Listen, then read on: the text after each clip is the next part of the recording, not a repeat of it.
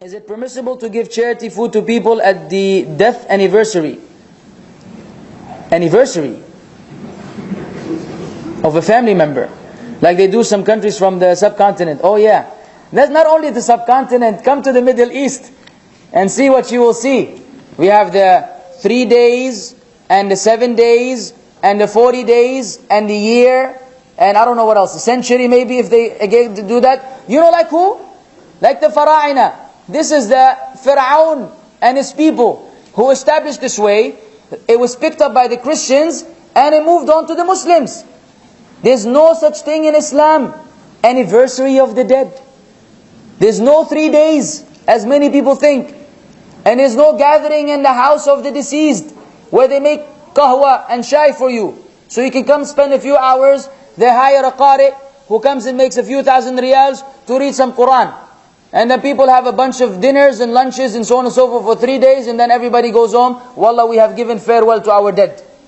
These are innovations. Innovations. You're shocked, saying, this brother man, where did they get him from? Right? Everything we do is wrong. La. But we are living in a time where the sunnah has become hidden. People don't know the sunnah.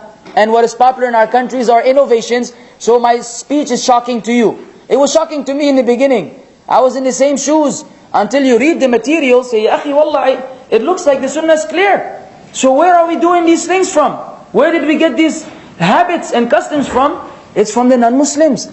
So then, it's a bid'ah to gather in the house of the deceased. What they used to do, the Prophet ﷺ, when Ja'far radiallahu anhu died, he said, bring food to Al-Ja'far.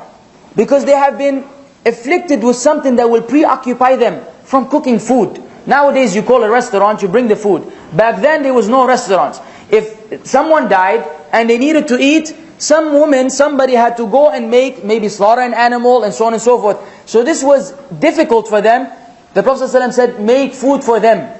So the sunnah is that you make food and you drop it off. Not to sit there. Not to go sit on a chair, on a bunch of chairs that they make for you. No.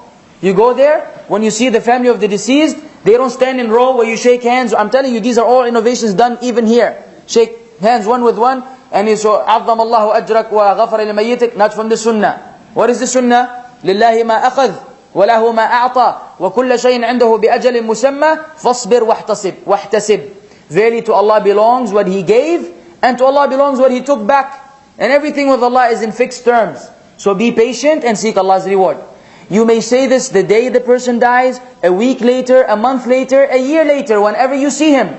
But the ulama say, like Shaykh Albani rahimahullah, you look into the circumstances. If the person seems to have forgotten about the death, you don't remind him. If he looks, khalas, he's alright, you don't remind him. Because the objective of the condolences is to ease pain.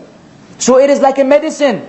If the baby is good, you don't keep giving him cough medicine until he starts coughing again from the cough medicine. If he's cured, alhamdulillah. So this condolence is situational with the circumstance of the person. Not associated with 3 days. There's no death anniversary.